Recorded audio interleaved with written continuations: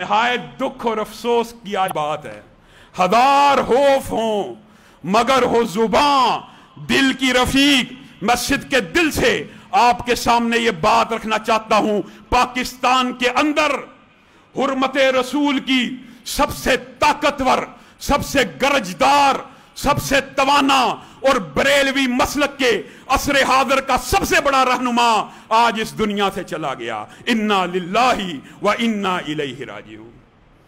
हादम हुसैन रिजवी उस वक्त हुर्मते रसूल के लिए खड़ा था। बाद लोग हमें बातें करते हैं, हम गलत कह रहे हैं। हुर्मते रसूल के लिए खादम रिजवी उस दिन भी खड़ा था और वफा के रास्ते का हर मुसाफिर यही खड़ा कहेगा कि हादम रिजवी तुम खड़े थे जिस वक्त मजबूत टांगों वाले, मालिशें करने वाले और मालिशें करवाने वाले, मजबूत टांगों वाले हुर्मते रसूल का सौदा करके घर में बैठे हुए थे। ये माजूर टांगों से माजूर हुर्मते रसूल के लिए चल रहा था। टांगे नहीं थी मगर चल रहा था। और हादम हुसैन रिजवी, आप उसके साथ लाख इख्तलाफ करें, आप उसके साथ लाख अकीदे के मसाइल कहें, लेकिन हमारे दिल से उसकी वो तकरीर नहीं निकल सकती जिस वक्त उसी के मकतब के, उसी के मसलक के बाद बदबख्तों ने सैयदना अमीर मुआविया के बारे में हरदा सराई की थी।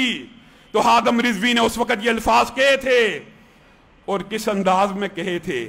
अल्लाह की कसम, शान सहाबा के लिए, हुर्मते रसूल के लिए इस आदमी का किरदार कैसा था। मीनारे पाकिस्तान में खड़े होके हम तो चलो अपने मिंबर और मेहराब के ऊपर वो अल्फाज नहीं कहते, लेकिन एक इशारा देता हूं।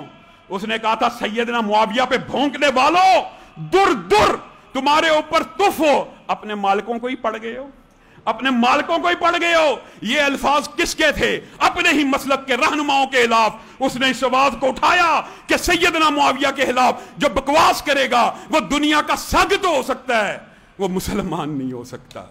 इसी तरह आज वो दुनिया से गए हैं तो हर दिल उनकी इस बात का मोतरिफ है कि हुर्मते रसूल के लिए उनका किरदार था, दिफाए सहाबा के लिए उनका किरदार था। हर बंदे ने दुनिया से चले जाना है मेरे भाइयों, दुनिया में रहना किसी ने नहीं, लेकिन तारीख में वो लोग जिंदा रहते हैं जो हर खौफ के सामने, हर जबर के सामने, जब हर तरफ खौफ का सन्नाटा हो, जिनकी आवाज तवाना हो।